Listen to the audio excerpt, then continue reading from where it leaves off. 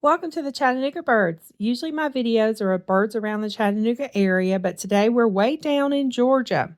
I'm at my sister's and I'm making her a bird bath while I'm visiting. I'm going to turn this lamp that I got for 99 cents at Goodwill into a bird bath. I usually have Steve help me, but this time I am on my own and I don't have a tripod, so I will try my best to get a video of all the steps. I always remove the felt on the bottom first so I can see what I'm working with inside the lamp. Normally there is a metal pole that goes all the way down the middle of the lamp, but this one is just in the top. The wire is going to be easy to remove once I remove the hardware up top, so let's do that next. Okay, so all of this just comes apart. This was bolted on there, so I just unscrewed it.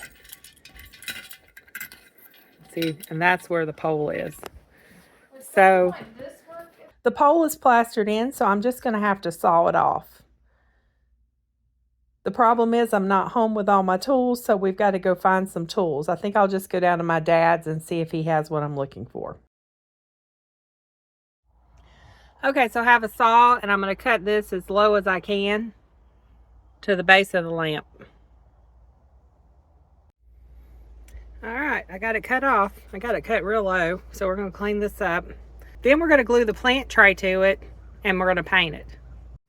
Okay, so we have this to be used as the topper, the basin for the bird bath. It's just a plant tray. I think this one's 16 inches. Now, this is flat, so we could just glue it. But this is a thinner plant tray than what I normally get. So I'm going to use this. I usually get these because the pole's still sticking up in the middle. But I'm still just going to glue that there so it'll have a little more stability, because it goes pretty much all the way around the center of it good like that. So what I'm going to do is I'm going to put this upside down. I've got E6000 premium glue.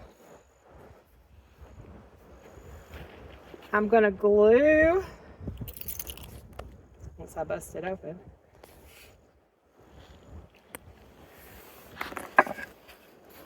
I'm going to glue this to this. So I'm just going to put some glue on this. Try to put it in the center. And then I'm going to glue this to that. And I use a lot of glue because I don't want it coming apart. And I've got one out in my garden made just like this, just a different type of lamp. It's been out there for 2 years now, no problem. I did have to repaint it because in the winter time, if you leave them out there in the winter, the paint will start chipping when it gets too cold.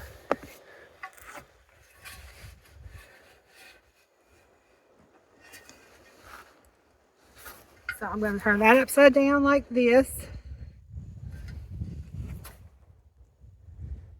And then the inside, we're going to fill with sand, which we have a lot down here in south central Georgia. Everywhere. So this has got to dry. So we're going to leave it to dry. And then we'll come back and paint it once it's dried. Okay, so I'm going to spray paint this. This is the spray paint she wanted to use, the color. This is Satin Lagoon. We're just going to spray paint it just like this, the bottom. We're not going to spray paint inside the basin. You don't want spray paint inside the basin where the birds are going to be bathing. So this is all going to be on the bottom and outside. Okay, so it's fully painted now.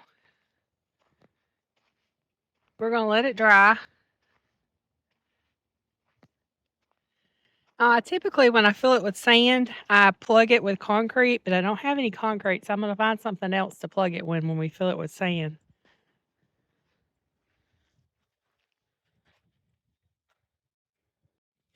Okay, here is the bird bath. Isn't that pretty? The sun's starting to set behind me, so I don't know if you can see it that good.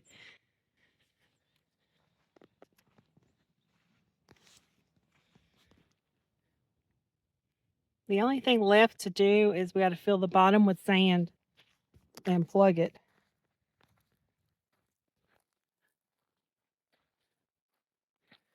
And then we are going to set it up out here.